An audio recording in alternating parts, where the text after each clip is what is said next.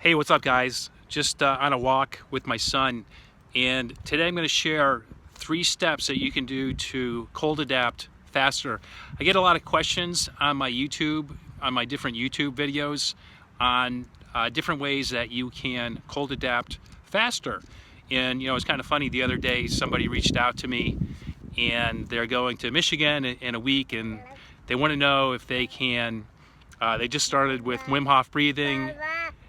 It's my son Jay in the background. He's getting kind of chatty, but he wanted to know if he could, cold adapt in a week to jump. I don't know if it was Lake Superior or just another lake in Michigan, but anyway, it's possible. I think that's really pushing it. But here are 3 steps to rapidly cold adapt, and you can do this along with Wim Hof breathing to adapt even faster. But the first step is cold water face dunks.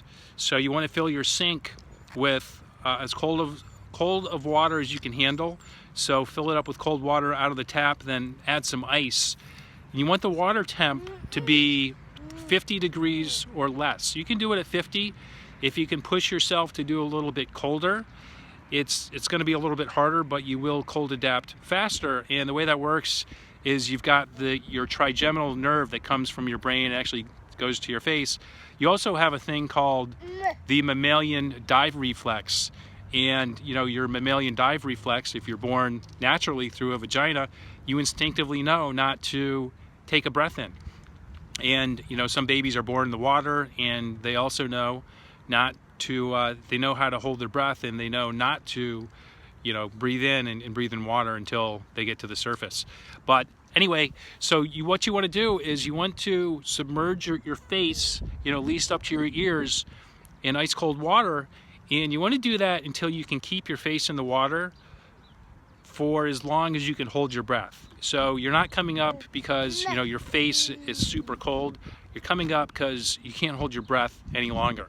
Okay, so the next step is you want to get an ice pack to put on your chest. So you want to get an ice pack that's pretty much kind of like the size of your torso, that covers from here down to below your belly button. And what I did was I had I took a food saver bag, and I filled it up with water, and then I sealed it and I froze it in the fridge, and it was kind of the perfect size to cover my chest. Now, I realize not everybody has a food saver, vacuum sealer kind of setup. So what you can do is you can just purchase a bag of ice, and then you can buy like kind of a big Ziploc bag so you can reuse it, and put the bag of ice in the Ziploc bag, lay it on your chest. First do it over a shirt, and once you kind of get used to it, you can take your shirt off. But start off doing it with the shirt. And actually, another hack you can do is you can buy a compression shirt, so like an Under Armour shirt. And what that does is it compresses your capillaries, it brings more blood to the surface, and it desensitizes you to the cold faster.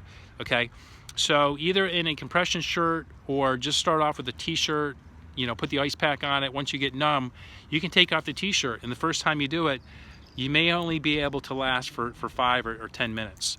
You want to work up until you can do that for an hour.